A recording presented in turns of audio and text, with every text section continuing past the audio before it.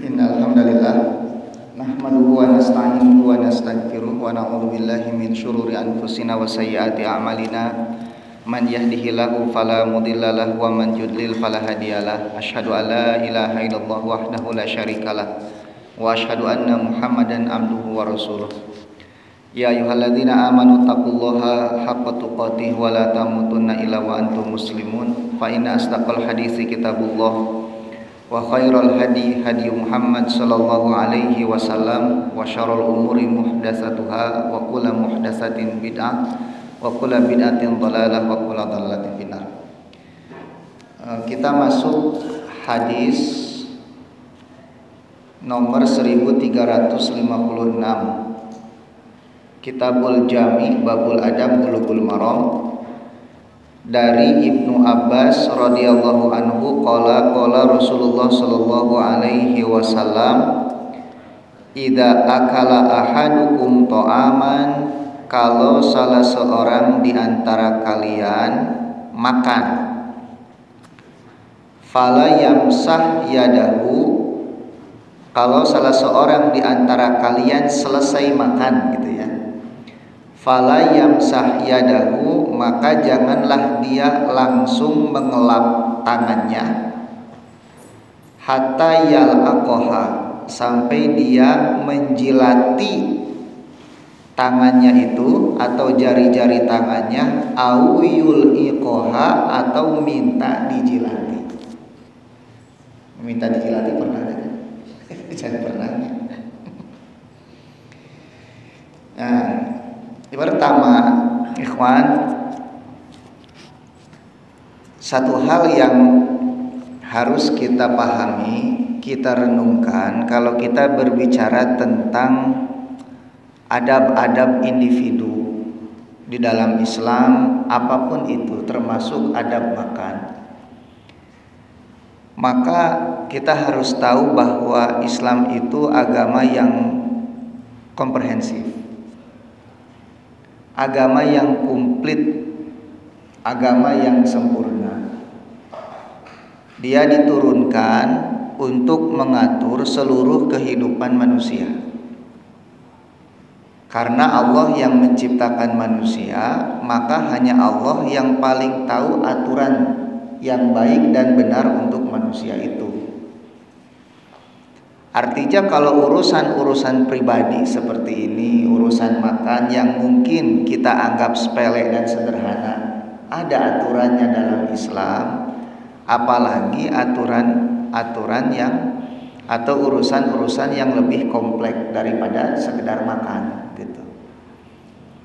Maka dalam Quran dan Sunnah, kalau kita mau belajar tentunya kita akan menemukan aturan yang begitu sempurna yang Allah turunkan untuk kita, yang mengatur urusan individu kita, urusan keluarga kita, urusan masyarakat, bahkan berbangsa dan bernegara.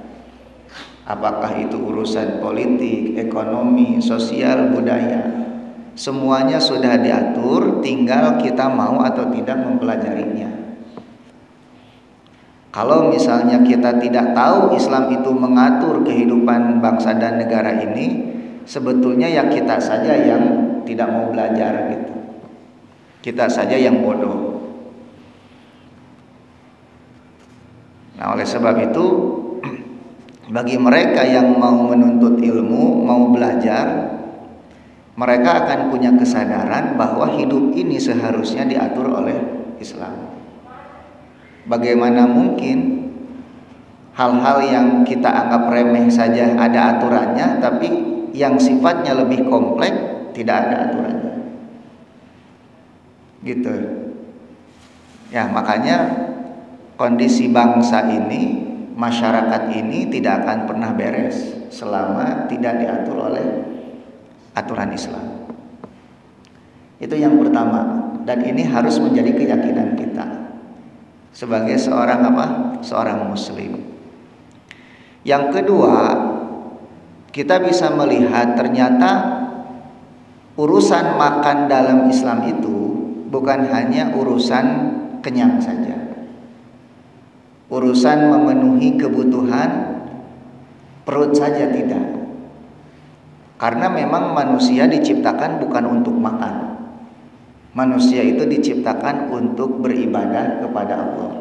Artinya makannya pun harus jadi ibadah gitu. Secara asal dalam kajian hukum tentu makan itu mubah kan hukumnya. Mubah itu tidak ada kaitannya dengan pahala atau dengan hukuman, itu nggak ada. Cuma yang mubah itu bisa berubah hukumnya, bisa berpahala, bisa juga berdosa. Tergantung dia menjadi wasilah untuk apa. Gitu. Kalau dengan makan kita niatkan agar punya tenaga, agar sehat misalnya, dan sehat itu kita gunakan untuk ibadah, tentu makannya pun jadi ibadah. Tapi lamun dengan makan kita niatkan agar punya tenaga, marah bisa lompat ke lamun maling motor, tuangna oge doraka gitu. Artinya dia tergantung menjadi wasilah untuk kebaikan atau keburukan. Makanya ada kaidah nanti al-wasail laha ahkamul maqasid, bahwa wasilah itu hukumnya sama dengan tujuannya. Nah, itu mubah itu seperti itu. Oleh sebab itu, karena makan bisa menjadi ibadah, Islam punya aturan. Bahkan sebelum aturan, Islam sampai mengajak kita untuk merenungkan makanan yang kita makan itu, mentafakuri makanan yang kita makan. Misalnya dalam Abasa ayat 25 Allah berfirman apa? Falyanzur al-insanu ila ta'ami. Hendaklah manusia itu, kata Allah, memperhatikan apa yang dia makan. Anna sobabnal ma'a sobba summa syaqaqna arda syaqqa fa'ambatna biha habba, dan selanjutnya. Dari mulai bagaimana Allah menurunkan hujan, yang dengan hujan itu kemudian bumi terbelah dan tumbuhlah tumbuhan-tumbuhan yang kita makan itu, yang menjadi bala-bala dari toge dan semacamnya.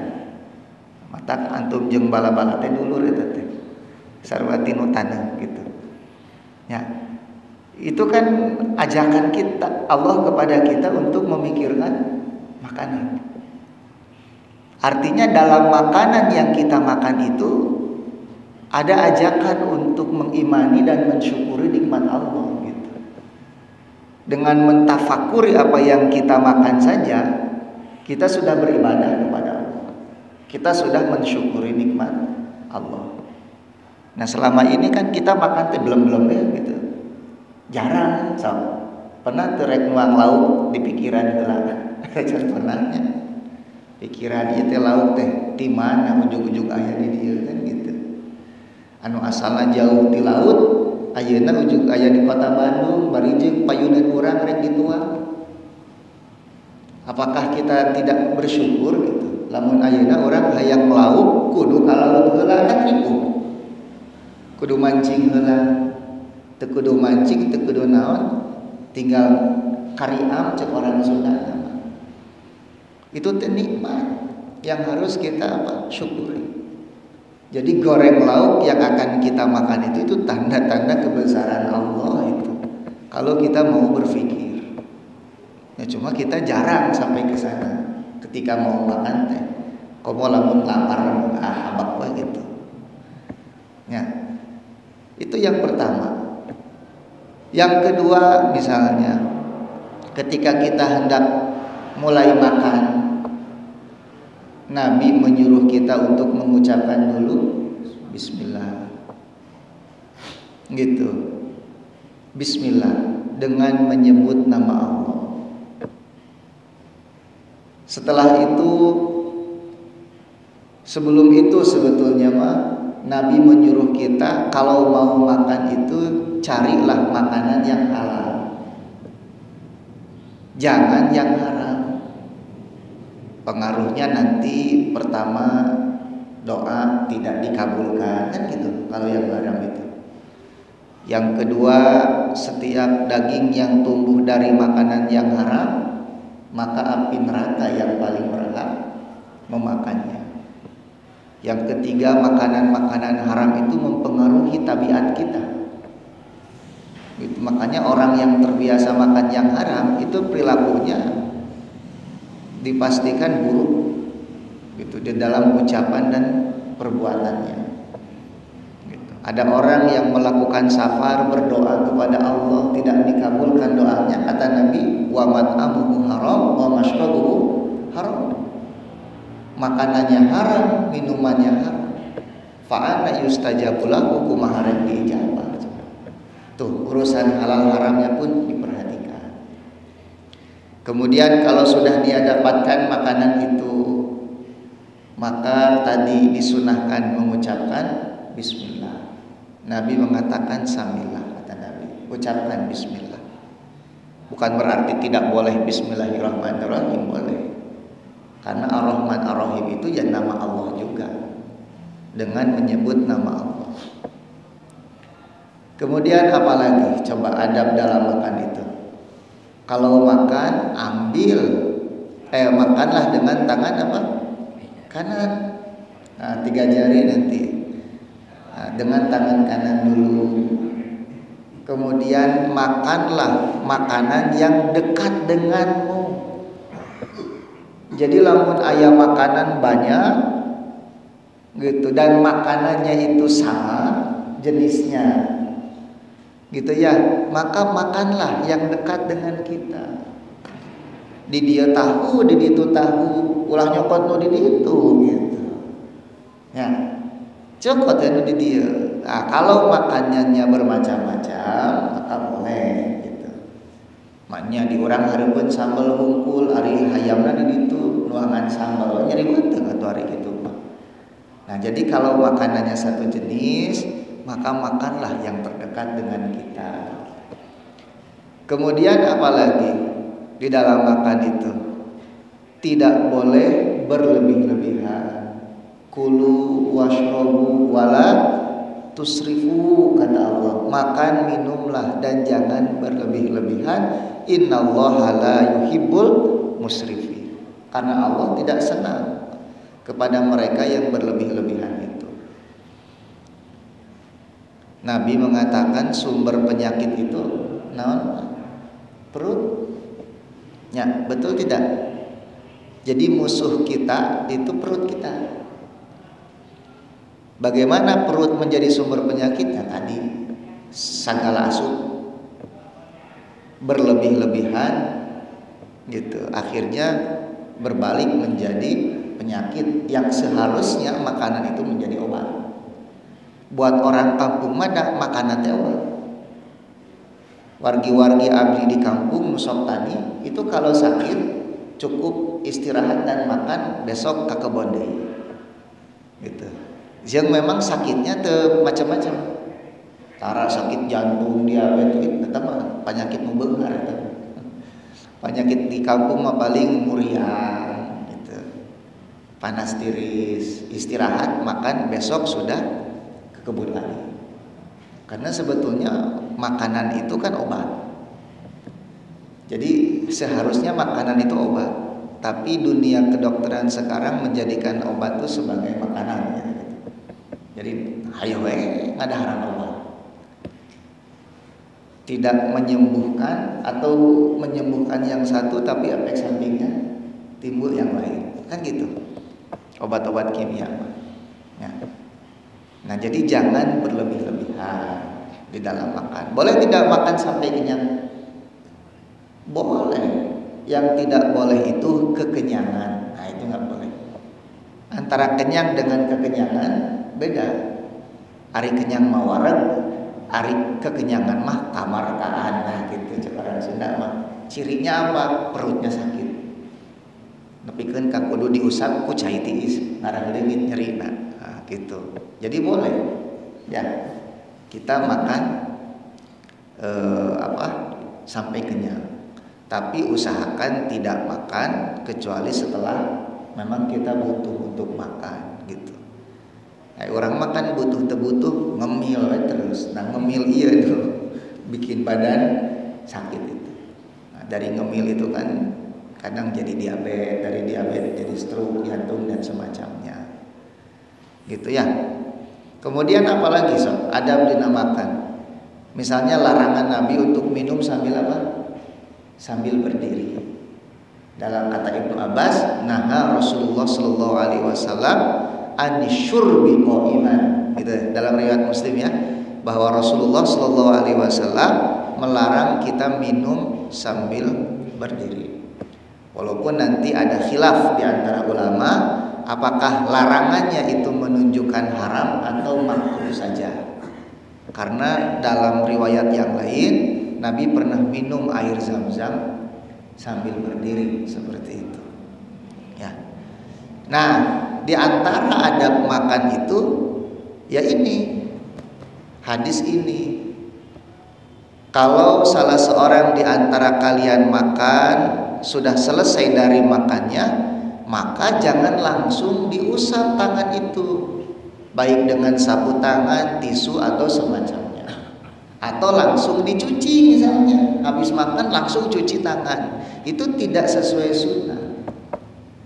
Yang sesuai sunnah itu sehabis makan maka tangan kita dijilati terlebih dahulu gitu. Kumaha cenah lamun tuangna di restoran nyaletak. Ya, dijilati. Atau meminta dijilati. Kusaha, ku istri, ku anak, ulah ku tetangga mananya.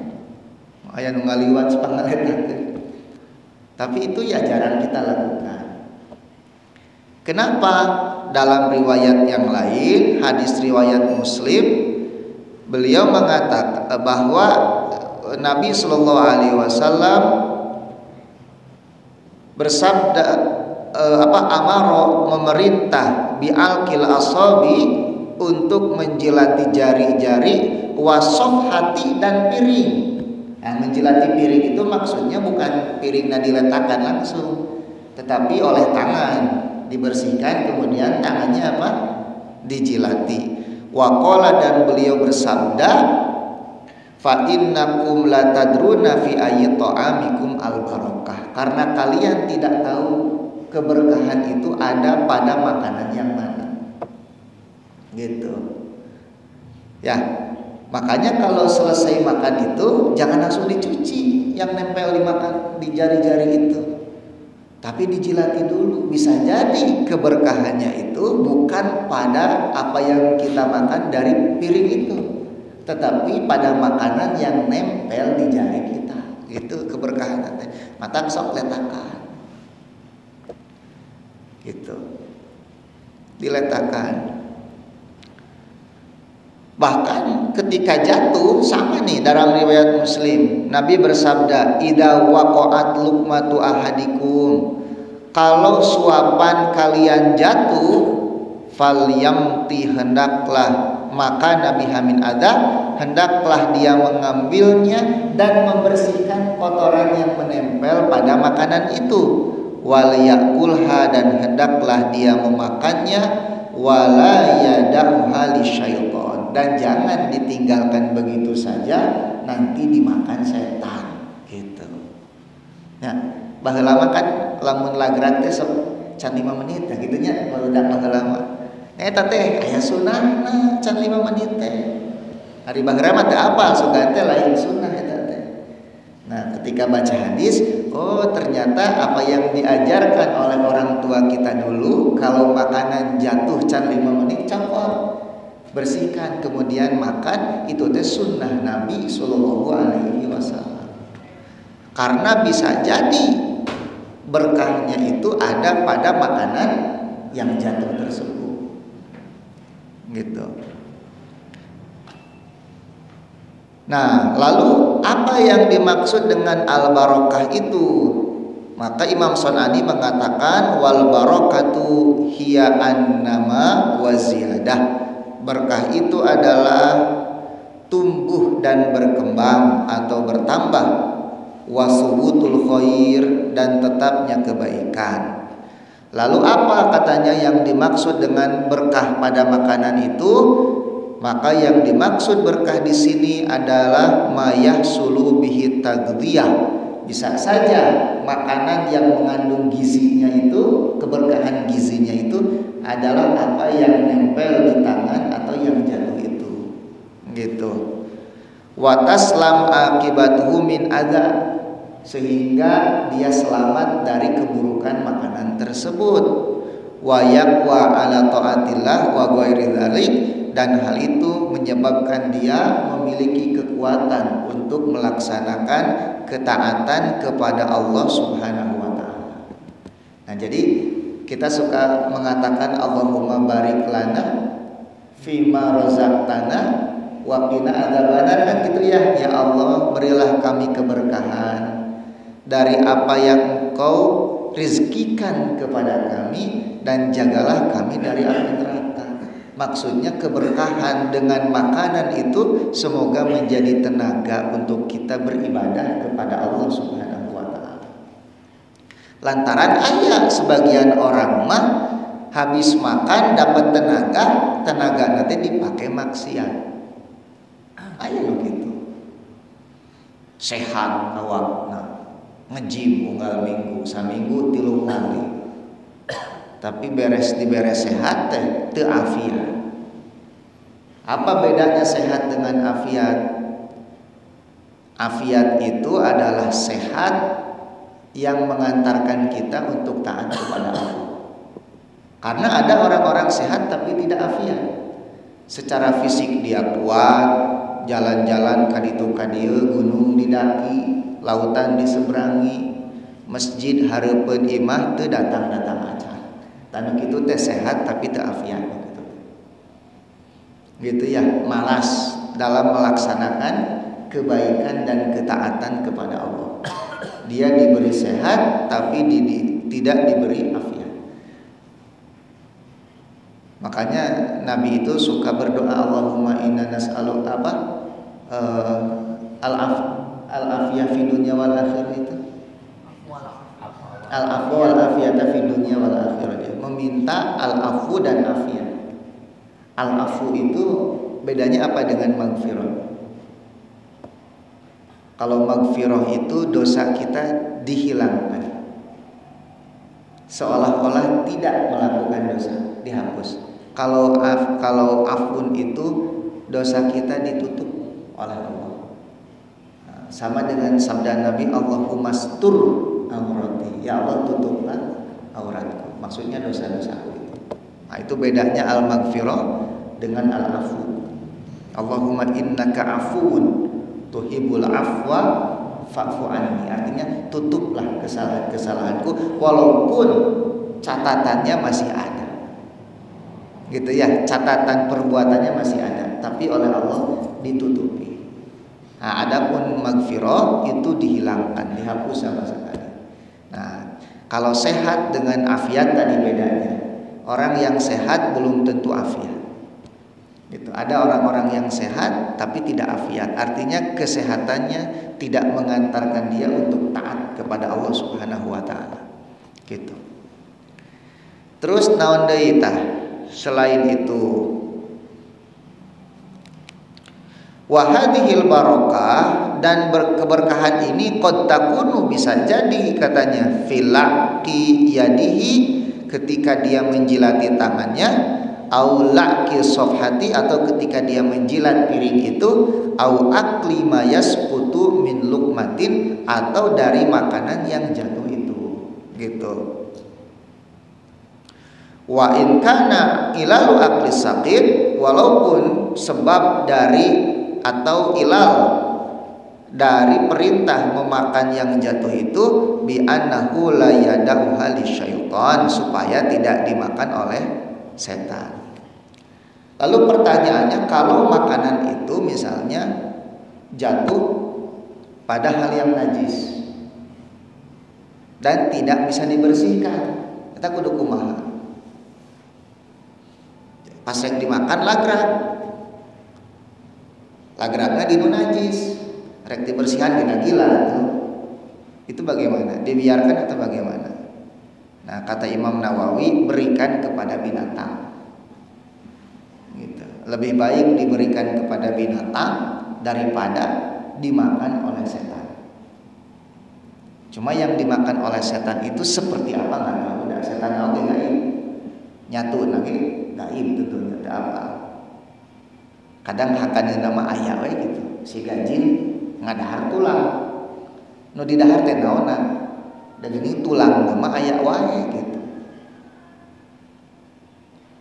Mata lamun nuang hayam teh tong digaras jeung tulang-tulang, diram sok jeung tulang-tulang.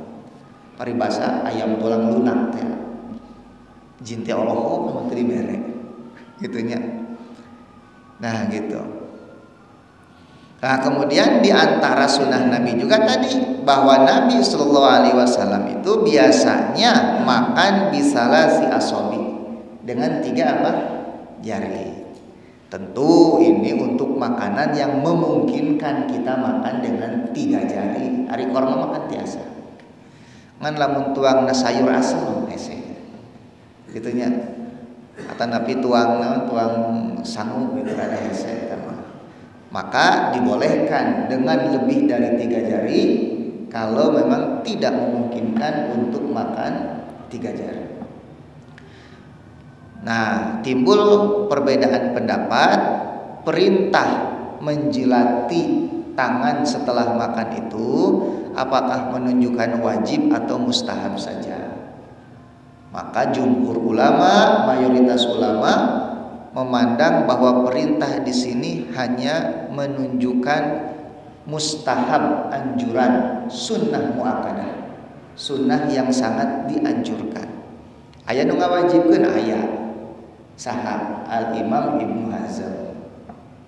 Gitunya Imam Ibnu Hazm mewajibkan, termasuk sepertinya Imam As-San'ani berpegang dengan kaidah bahwa secara asal yang namanya perintah itu menunjukkan kewajiban. Nah, gitu ya. Adapun jumhur ulama menunjukkan di sini perintahnya sunnah muakkadah saja. Karena memang tadi tujuannya untuk mencari barokah. Karena bisa jadi barokahnya itu bukan pada yang ada di tangan itu, tetapi ada yang di piring itu sudah termakan. Nah, dalam riwayat lain Nabi menyuruh kita kalau makan itu jangan makan dari tengahnya dulu. Lamun piring itu jangan tengahnya dulu, tapi makanlah dari pinggirnya baru tengahnya. Sok aya baheula tatangga abdi lamun geus tuang teh sahuap deui dicongcotkeun di tengah-tengah. Simpen deh. Tong dibeakeun kabeh cenah kitu. Aku buat teh barokahna teh di dinya. Nah, eta mah tos teh aya tos ngantunkeun. Tos teh simpen di tengah. Nah, gitu. Ya. Wallahu a'lam bishawab. Alhamdulillah tuh beres hiji hadis. Idza akala ahadukum ta'aman fala yamsah yadahu hatta yalaqaha aw yulqiha. Nah, nanti hadis berikutnya tentang adab salam ya. Sebetulnya sudah dibahas, tapi ya nggak apa-apa karena memang seperti itu dan sedikit sekali pembahasannya. Wallahu a'lam bishawab. Ada pertanyaan dulu tidak sebentar? Mana? Katanya kalau sunnah berbicara. Oh iya. Nah, ini yang kadang mungkin berbeda dengan anjuran orang tua kita ya.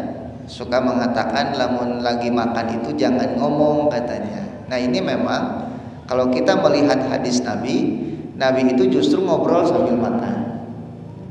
Gitu ya, ngobrol sambil makan.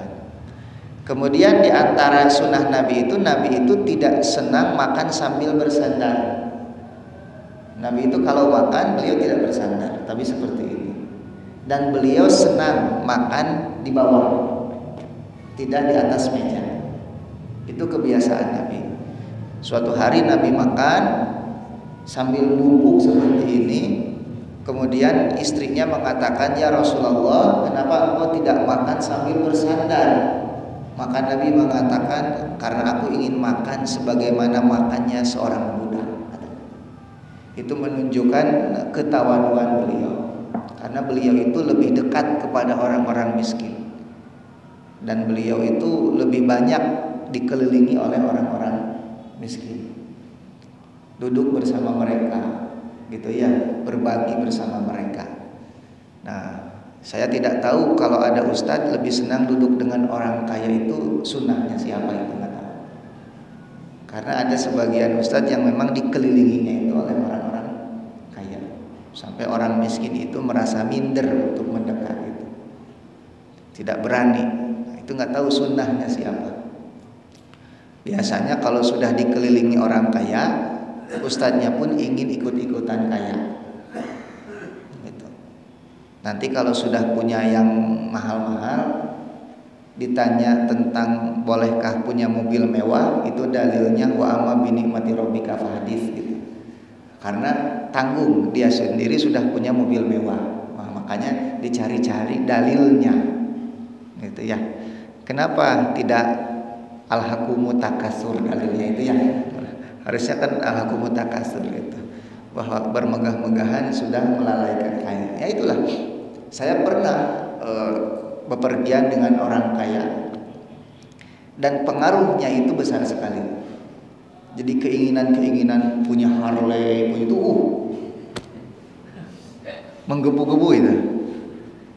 Tapi setelah tidak bergaul dengan yang seperti itu, nggak ada saja.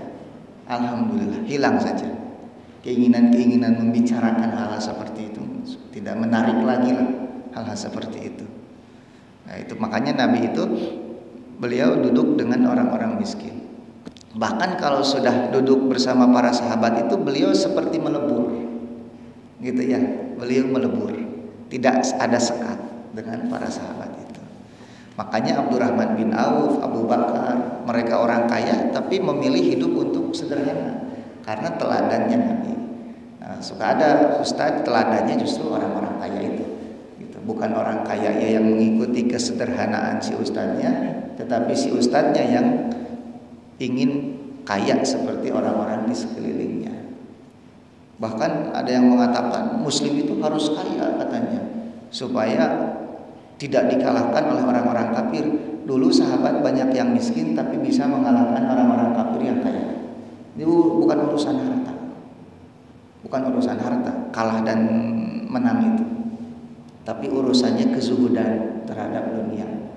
Makanya di antara faktor kekalahan itu apa? Hubbud dunya wa karahiyatul maut. Cinta dunia dan takut mati. Nah, itu ya. Jadi jangan suka cari-cari alasan. Emang nggak boleh jadi orang kaya? Boleh. Cuma kita jadi kaya itu untuk apa? Karena sahabat itu menjadi kaya untuk dakwah, untuk Islam, untuk jihad. Itu untuk membantu fakir miskin, bukan untuk menikmati materi gitu. Jadi makanya tidak ada kamus menikmati hidup dalam kamus para sahabat itu nggak ada. Gitu ya. Wallahu a'lam bishawab. Subhanakallahumma bihamdika asyhadu alla ilaha illa anta astaghfiruka wa atubu ilaik. Assalamualaikum warahmatullahi wabarakatuh.